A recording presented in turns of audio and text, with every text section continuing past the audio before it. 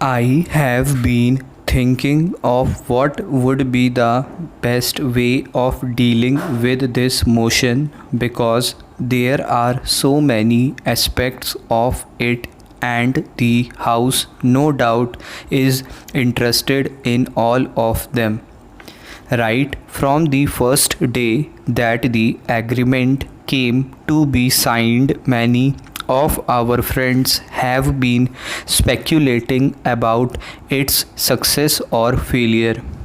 What exactly does this talk of success or failure of the agreement mean?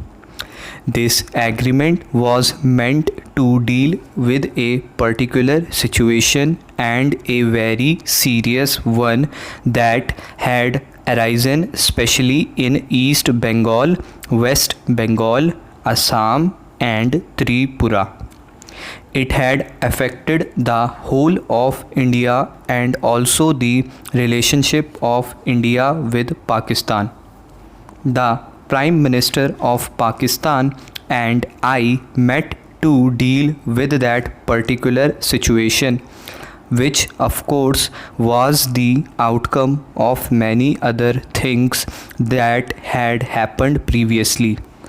No one thought that this agreement was going to solve the entire Indo Pakistan problem. Apart from everything else, the House knows that there are a number of other matters of great importance that have not been settled.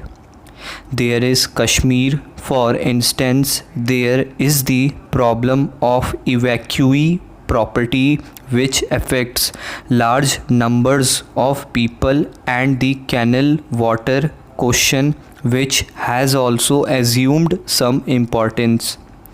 This agreement obviously did not seek to solve all the major problems. This agreement then was intended to deal with a particular situation which had come to a head in East and West Bengal and the surrounding areas.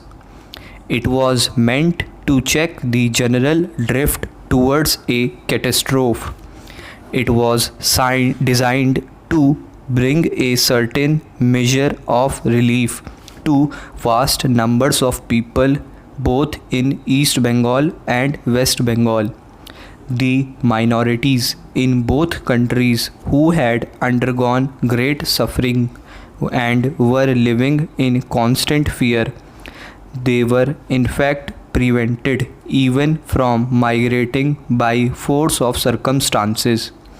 The immediate object was to put an end to the grave tension and danger, to bring relief to millions of people, and to produce an atmosphere which would take us towards the solution of many of the important problems that had arisen in Bengal. We had hoped that we could gradually take measures to bring about some kind of solution. It must be pointed out, however, that the solution depends not only on agreements in regard to Bengal but on agreements covering the whole sphere of Indo-Pakistan relations. To talk of the success or failure of this agreement seems to me completely beside the point. I would say that few things have succeeded so much as this agreement.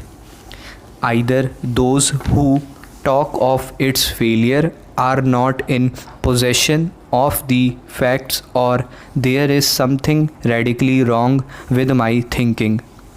One may say that the position in West and East Bengal is not satisfactory. One may say that all kinds of difficulties exist there and that the minorities are not happy or secure. That is the problem, and let us face it. But To say that the agreement has failed does not mean anything to me.